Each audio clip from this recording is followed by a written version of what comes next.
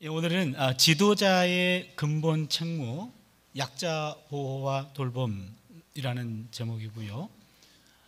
시편 72편인데요. 자주 설교되지 않는 본문이라서 조금 저에게도 조금 부담스럽긴 합니다. 그러나 우리의 신앙생활은 나한테 익숙한, 그리고 내가 잘 아는, 그리고 듣고 싶은 그런 얘기만 듣는 것은 건강한 신앙은 아닌 것 같습니다. 때로는 우리가 좀 부담스럽지만 그래도 성경에 있는 말씀이기 때문에 우리가 함께 좀 들어야 되는 그런 말씀들이 있는데, 특별히 오늘 말씀이 좀 그런 것 같습니다. 그래서 여러분이 오늘은 조금 더 마음을 넓게 여시고 오늘 본문 시편 71편, 72편이 주는 메시지가 뭔가 한번 곰곰이 우리가 갖고 있는 생각과 내가 갖고 있는 신앙과 한번 비교해 보면서 한번 깊은 고민하고 그리고 생각해 보는 시간이 되었으면 좋겠습니다. 72편은요 솔로몬의 시 그렇게 되어 있습니다. 그런데 20절 맨 마지막에 보면은 또 다윗의 시다 그렇게 되어 있어요. 이새의 아들 다윗의 기도가 끝나니라. 이래서 누구 거야 이거? 그렇죠? 아들 거야 아빠 거야?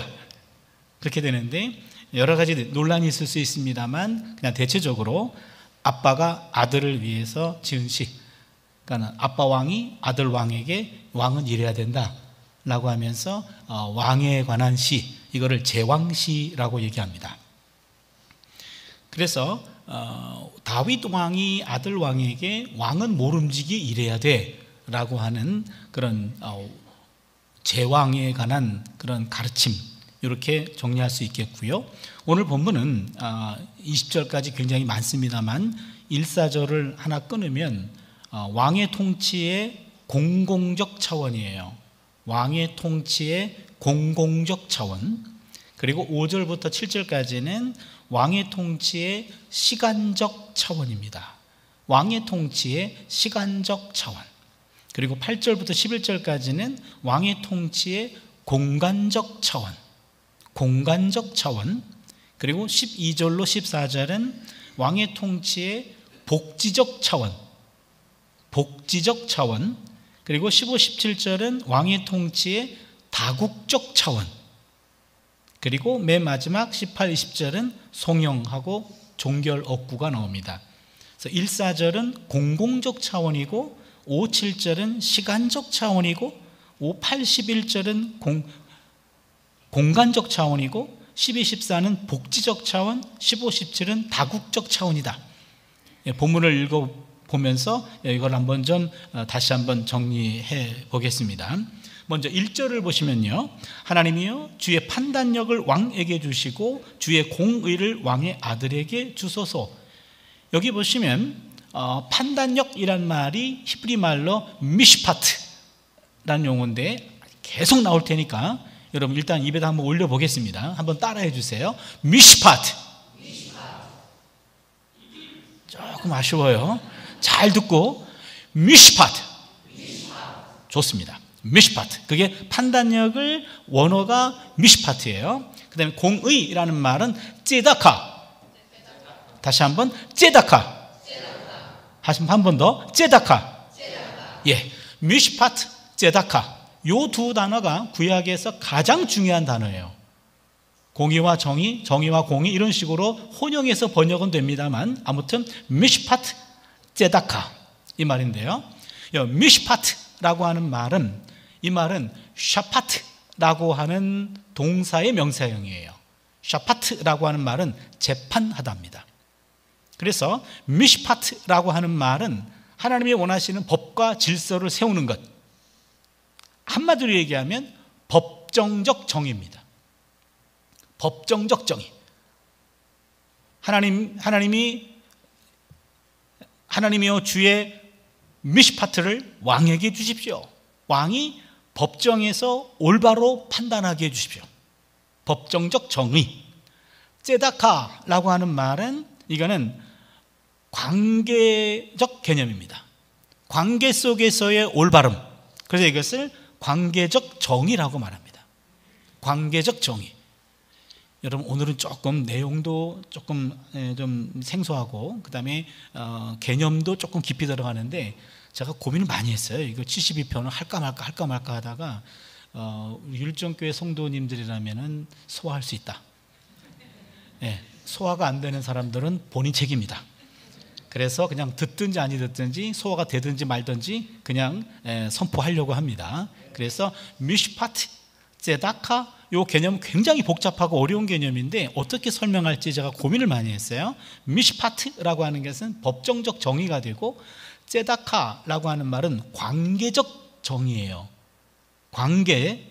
그래서 특별히 이것은 공동체 내에서 약자들에게 수혜가 가는 질서를 만든다.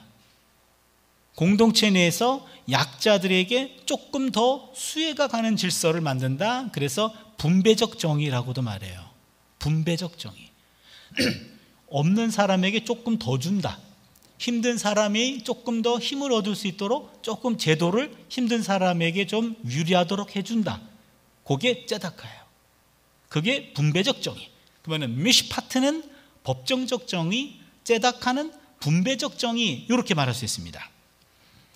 그래서 2절을 보시면 그가 주의 백성을 공의로 재판하며 주의 가난한 자를 정의로 재판하리니, 공의라는 말이 제데크예요. 제다카하고 어근이 같습니다. 제데크고 주의 가난한 자를 정의로 재판하니, 이건 미슈파트예요.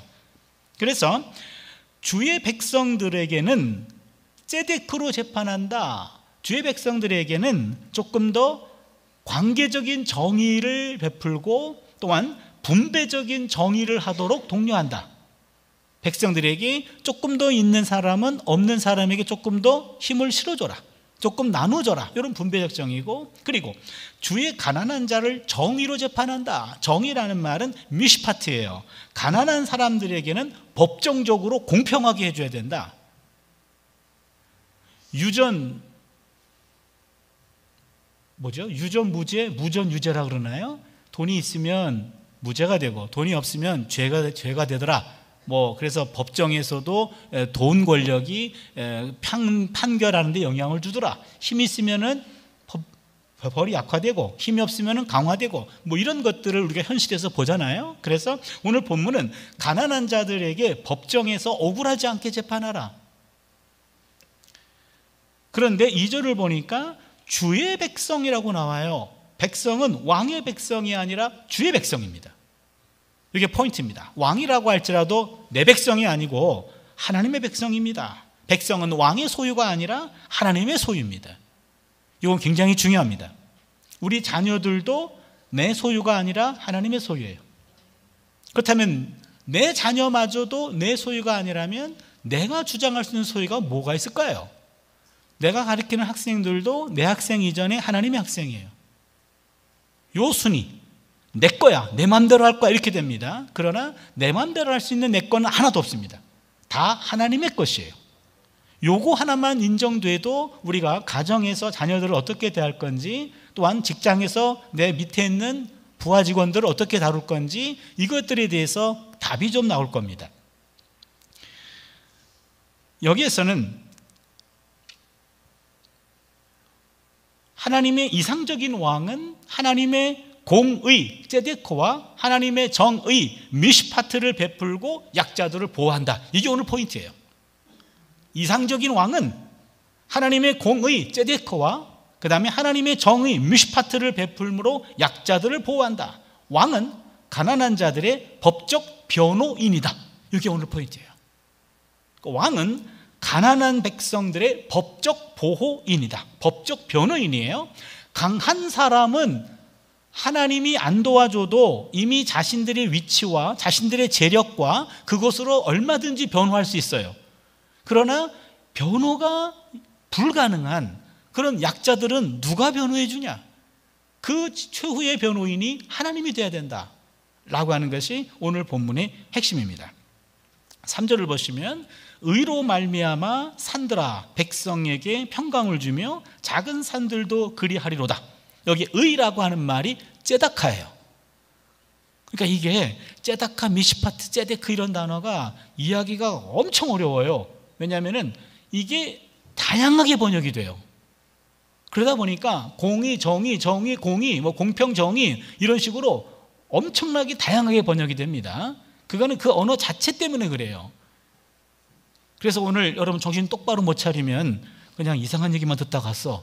뭐 미시하고 째가 뭐라 그러더라 이러고 갈 거예요.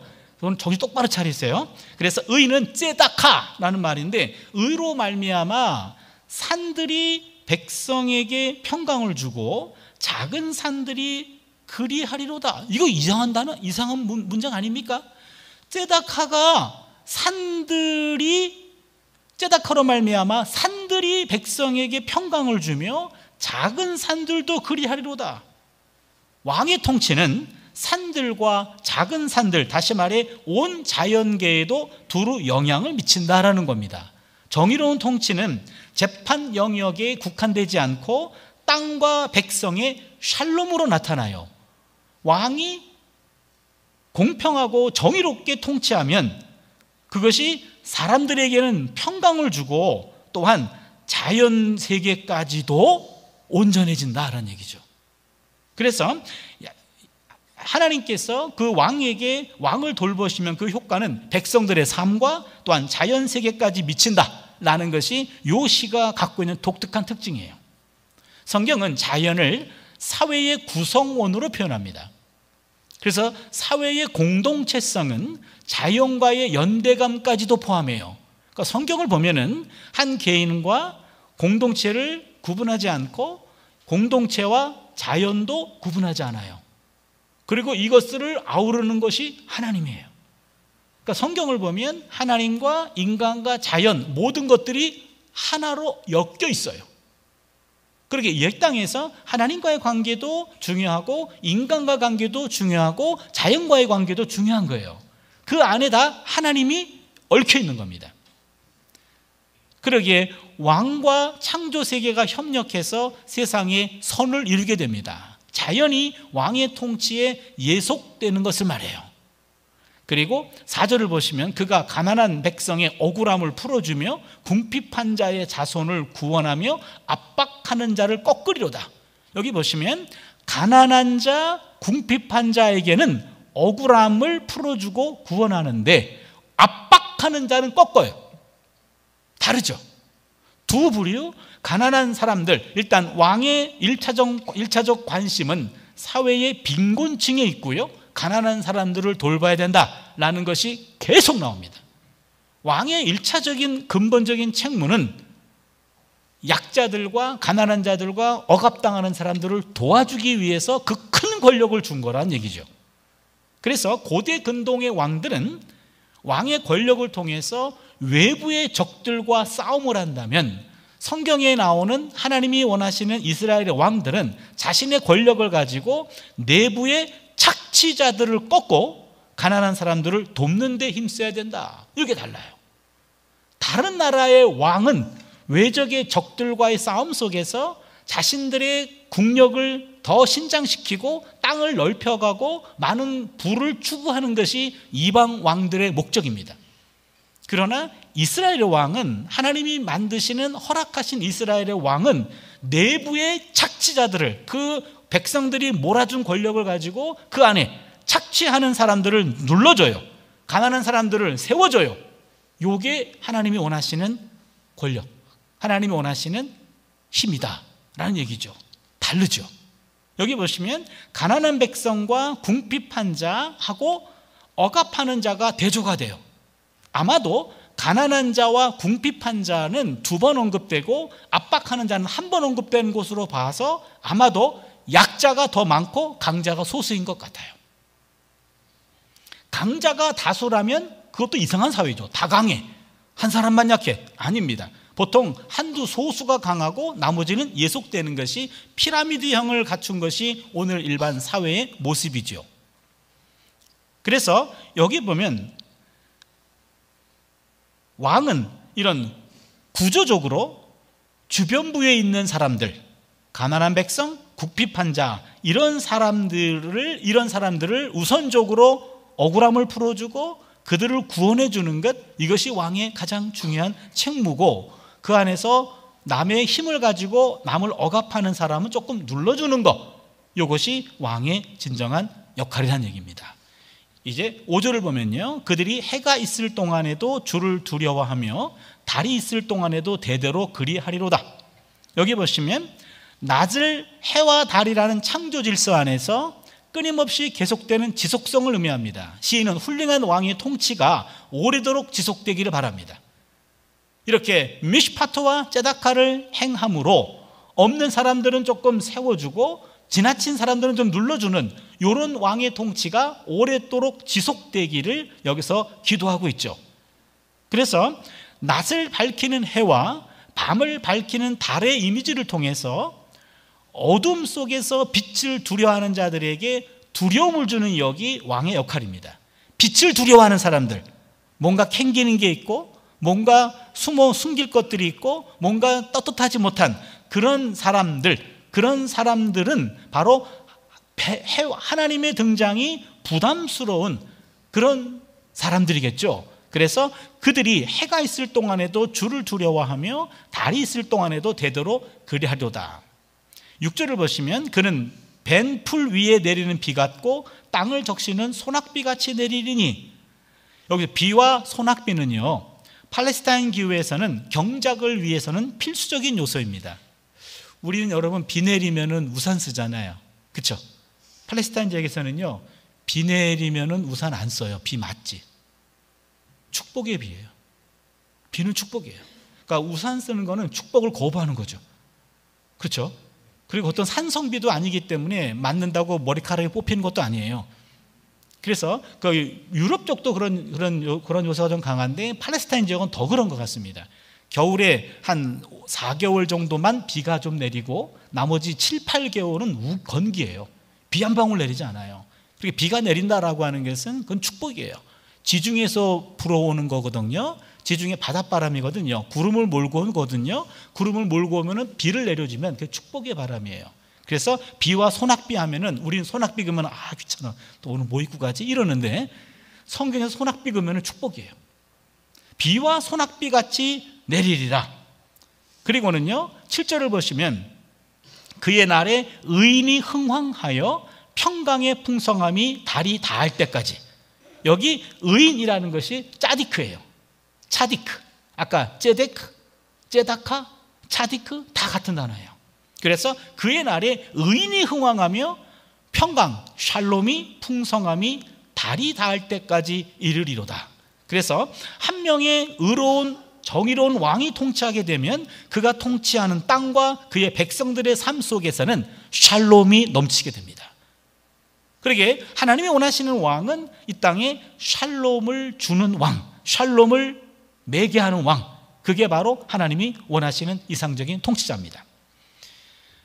이제 8절을 보시면 이제는 공간적 차원에서 말이 시작되는데요. 8절을 보시면 그가 바다에서 바다까지와 강에서부터 땅끝까지 다스리니, 여기 보면 요 바다와 바다, 이 바다와 바다가 어떤 바다인지에 대해서는 또 논란이 되는데요.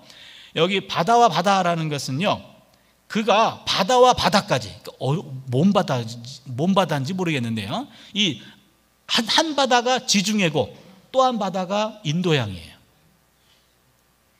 그래서 지중해와 인도양이 어딘지 아시죠? 예, 인도 쪽에 있는 거. 그래서 지중해와 인도, 그러니까 상당히 넓은 영역이에요. 그리고 여기서 강이라고 하는 것은 유프라테스 강입니다. 지금의 이라크 지역 강에서부터 땅끝이라고 하는 것은 그 당시에는 이것이 엄청나게 이 땅끝도 좀 애매한데 유프라테 강이면은 지금 이라크죠. 그 다음에 보통 구약시대나 신약시대의 땅끝은 스페인이었어요. 근데 여기서 낮은 스페인까지는 안 갈 것 같아요. 그래서 여기 나와 있는 것은 지중해와 지중해 인도양이 있고 유프라테 강이 있고, 이 모든 땅들은 메소포타미아 제국들이 차지했던 가장 큰 영역입니다. 그러기에 한마디로 말하면 왕의 통치 영역이 지리적으로 엄청나게 확장될 것이다. 공의와 정의를 행하는 왕이라면 누가 그 통치를 거부하겠습니까? 땅도 샬롬하고 사람들도 샬롬하기 때문에 많은 백성들이 우리도 통치해 주십시오 라고 하면서 큰 제국을 이룰 것이다, 그렇게 말합니다. 9절을 보시면 광야에 사는 자는 그 앞에 굽히며 그의 원수들은 티끌을 핥을 것이며, 광야에 사는 자와 그의 원수들은 바로 대적자들을 말하는 것 같아요. 모든 대적자들이 그 앞에 고개를 숙일 것이며, 10절을 보시면 다시스와 섬의 왕들이 조공을 바치며 스바와 시바 왕들이 예물을 드리리로다. 여기 보시면 드디어 다시스라고 하는 것은 스페인이에요. 그 당시 스페인은요, 여러분 스페인 가보시면, 안 가보신 분도 있죠. 예, 제가 갔다고 또 자랑할 것 같은데요. 스페인 옆에 가면은 또 포르투갈 있잖아요. 그 포르투갈 가면은 땅끝 마을이 있어요. 땅끝 마을. 거기 땅끝 가면 그게 다 그 대서양이에요. 그 대서양 건너면은 아메리카가 나옵니다. 거기 땅끝. 그래서 지금 콜럼버스가 왜 위대했냐면, 그냥 다 바다인데 이렇게 스페인 끝에서 배를 타고 갔다간 그냥 떨어지는 걸로 이해했어요. 세상 끝이니까. 근데 이거를 각오하고 간 거예요. 갔는데 안 떨어졌어. 그리고 신대륙을 발견했어요. 그게 아메리카예요. 거기인데 지금 그러기 때문에 팔레스타인 지역에서 땅끝은 스페인이고 다시스죠. 요나가 도망갔던 것. 니느웨로 와라. 그랬더니 난 다시스로 갑니다. 도망간 거예요.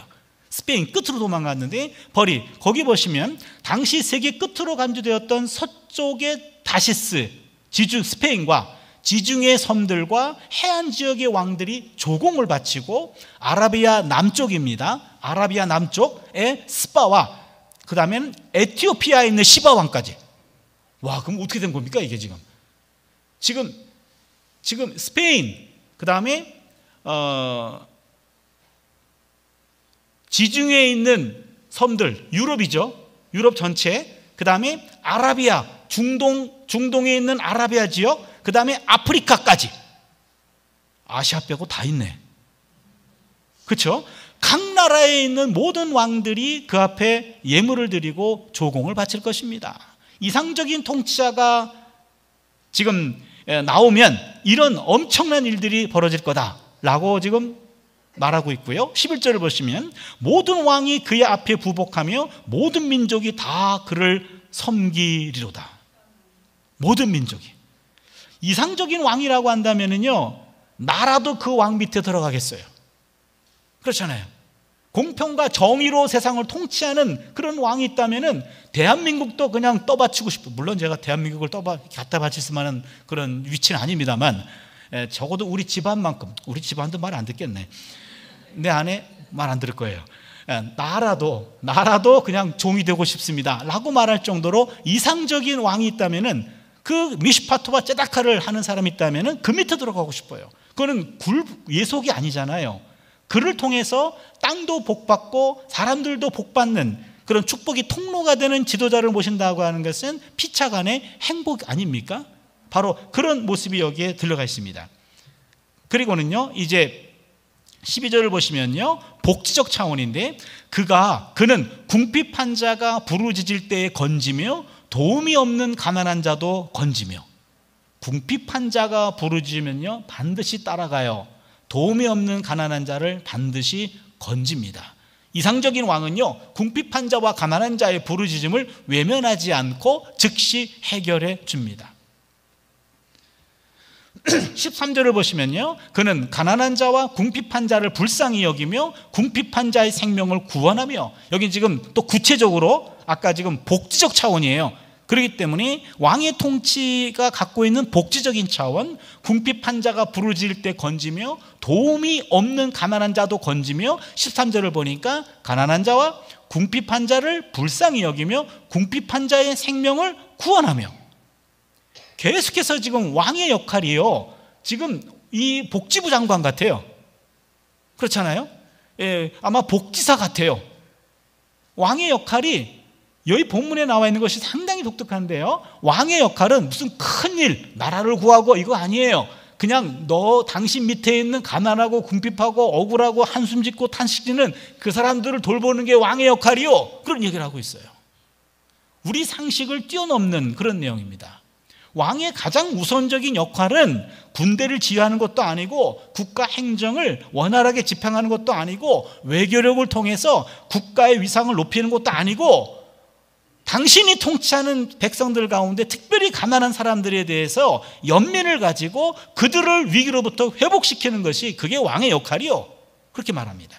14절을 보시면 그들의 생명을 압박과 강포에서 구원하리니 그들의 피가 그의 눈앞에서 존귀 여김을 받으리로다.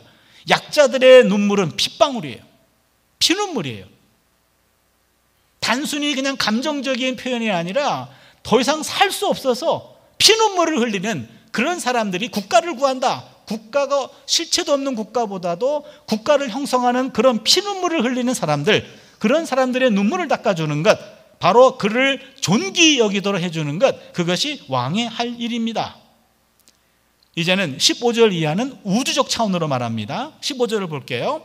그들이 생존하여 스바의 금을 그에게 드리며 사람들이 그를 위하여 항상 기도하고 종일 찬송하리로다.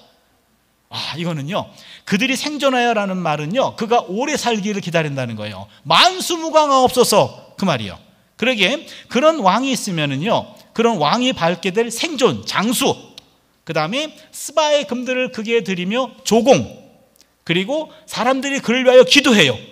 기도 대상이 되고요, 그 다음에 그에게 복을 기원해요.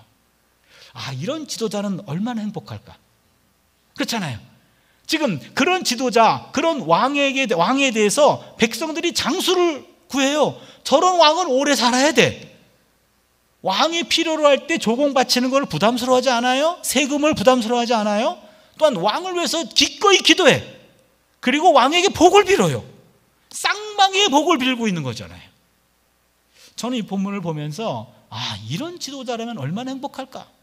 지도자도 행복하고 그런 지도자를 모신 백성도 행복하고 쌍방이 축복이잖아요.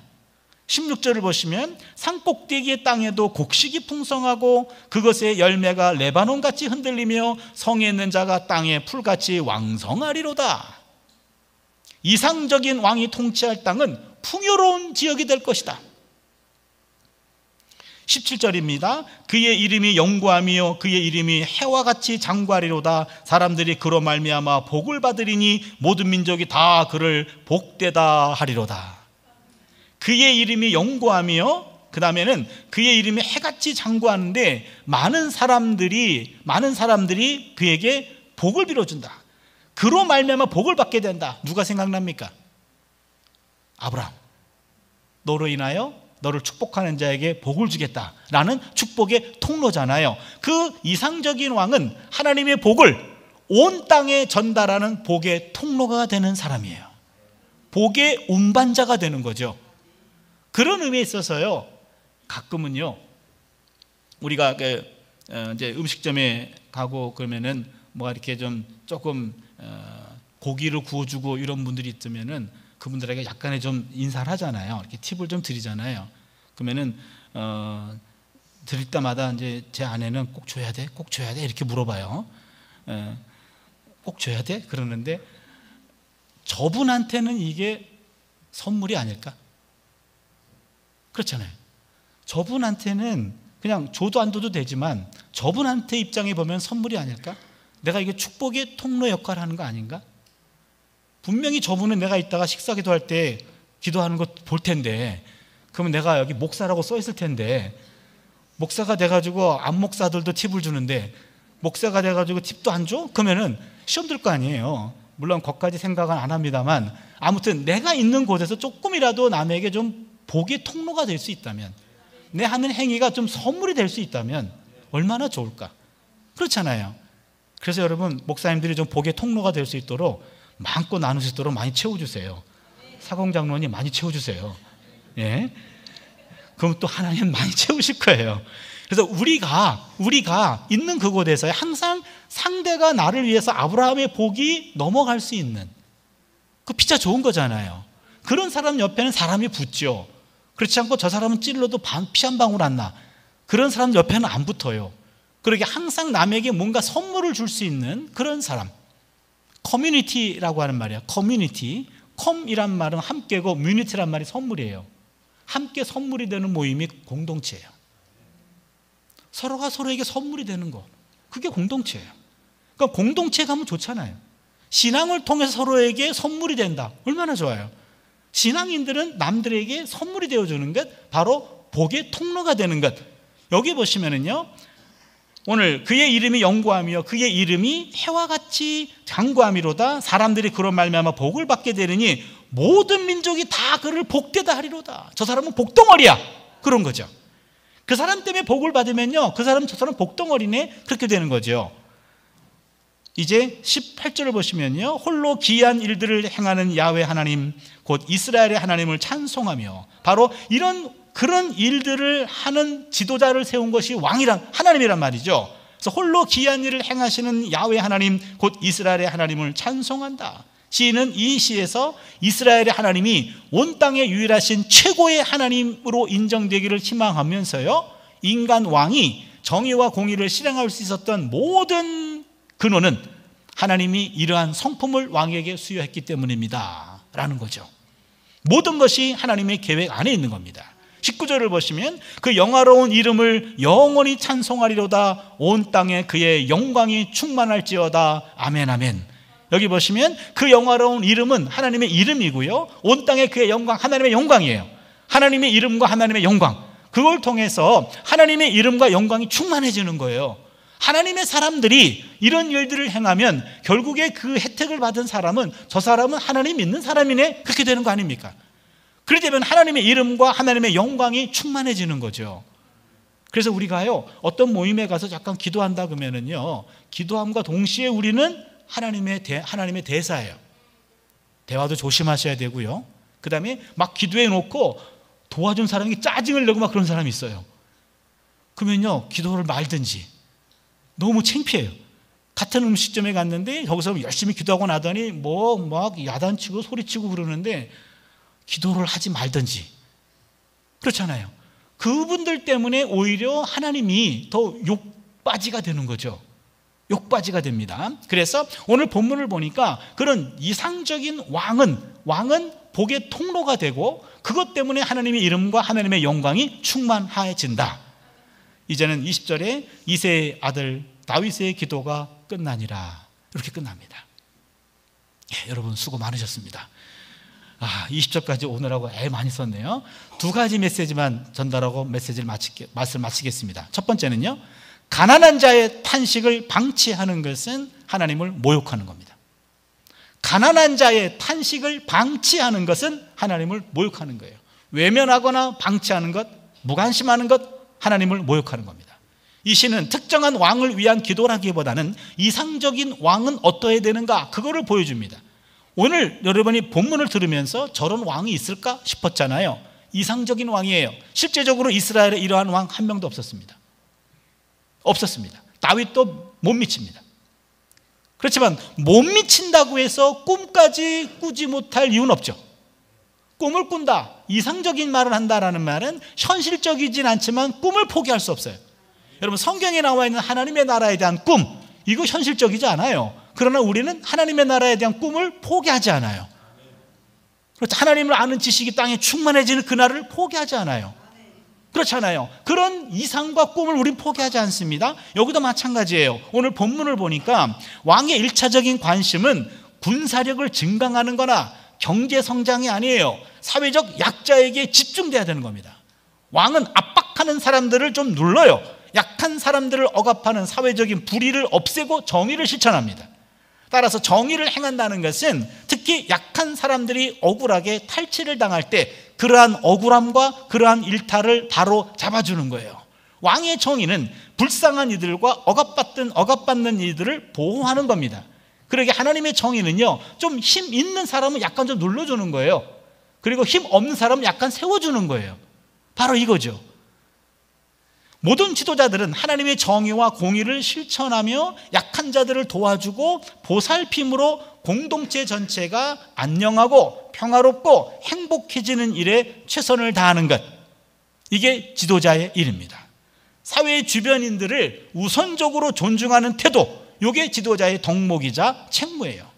가난한 자들의 탄식은 풍족한 세상을 창조하신 하나님의 관대한 하나님에 대한 모욕입니다. 하나님은 세상을 풍족하게 만드셨어요. 그런데 어느 한쪽이 기분 이상으로 가지고 있고 어느 한쪽이 평균 이하로 어려워요. 그러면은 조금 있는 사람 것을 덜어다가 없는 사람을 채워줘서 골고루 배골지는 않아야 되잖아요. 다 하나님의 백성 아닙니까? 하나님의 자녀 아닙니까? 그런데 어느 한 자녀는요, 너무 많이 먹어가지고 비만으로 힘들어해. 주체를 못해. 어느 한 자녀는 쫄쫄이 굶고 있어요. 그러면은 이쪽 자녀에게 좀 받아가지고 어려운 자녀에게 주는 거 아닌가요? 그럼 그러잖아요. 엄마는 우리가 다 갖다 바치면 왜 꼭 걔한테 다 갖다 줘? 이러잖아요. 걔는 효도비도 안 내는데 왜 우리 효도비 받아가지고 왜 걔만 도와줘? 근데 그 마음 이해해요. 그렇잖아요. 우리는 바치는 쪽이고 수혜를 못 받으니까 조금 억울해할 때가 있는 것 같은데 더 한번 깊이 생각해 보면은 주는 게 낫잖아요. 얻어먹는 것보다. 그렇지 않습니까? 부모의 마음으로 본다면 조금 생각이 달라질 거예요. 부모의 마음으로 본다면 이 땅에 조금 이런 양극화된 것들에 대해서 이것을 하나님은 있는 사람 걸 조금 누르고 없는 사람 채워주는 게 하나님의 마음 아닐까요? 이러한 것들이 지도자가 해야 될 일이고 이것들이 우리가 그것을 감내해야 돼요. 감내하는 겁니다. 그렇기 때문에 잠언 14장 31절을 보시면 가난한 사람들을 학대하는 자는 그를 지으신 이를 멸시하는 자요 궁핍한 사람을 불쌍히 여기는 자는 주를 공경하는 자니라. 가난하고 부하고 다 하나님의 자녀예요. 특별히 가난하다고 그를 무시하면 가난한 자를 만드신 그 하나님을 무시하는 것이 된다. 그렇기 때문에 가난한 자의 탄식을 방치하는 것은 결국 하나님을 모욕하는 겁니다. 두 번째로요, 그렇기 때문에 참된 지도자는 약자를 우선적으로 품습니다. 참된 지도자는 약자를 우선적으로 품어요.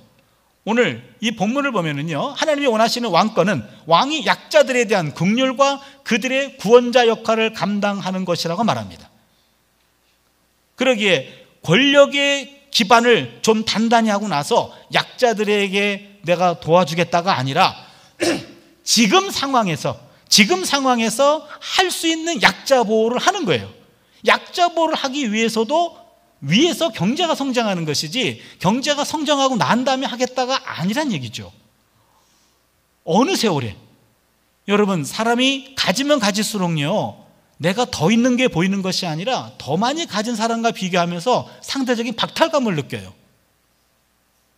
그렇지 않나요? 노는 물이 달라요. 그렇기 때문에 항상 박탈감을 느끼기 때문에 내가 채워지면 나누겠다가 아닙니다. 성령이 임하면, 사도행전 2장에 성령이 임하면 재산을 나눈다 그랬어요. 그렇잖아요.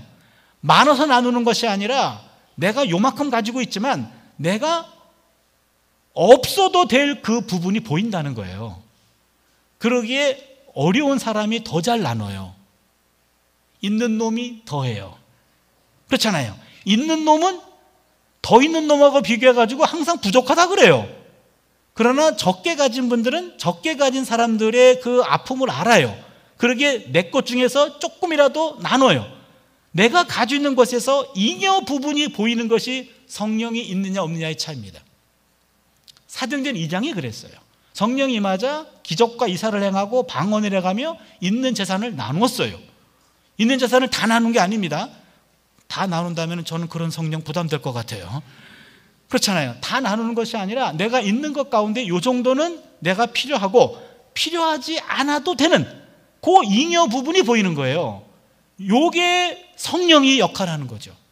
바로 내 잉여 부분이 보이면서 그것을 나눠주는데, 지도자가 해야 될 일은 항상 있고 난 다음에 나누는 것이 아니라 지금 상태에서 약자들을 도와주는 것, 바로 그것이 지도자가 해야 될 일이다. 바로 그 얘기입니다. 한마디만 더 하고 말씀을 정리할게요. 니콜라스 월터 스토프라고 하는 사람이 쓴 책에 나오는 건데, 세계의 모든 지도자들은요 다 마찬가지예요. 다들 지금 경제 성장이 가장 우선이라고 말해요. 무시할 수 없어요. 경제가 성장해야 이것이 낙수 효과가 있어가지고 어려운 사람들에게 도움이 되는 거 아니냐. 근데 낙수 효과는 경제적으로 거짓말이라는 게 판명이 났어요. 우리가 경제 성장에 결정적 우선권을 부여하는 형태를 하나의 우상으로 봐야 된다.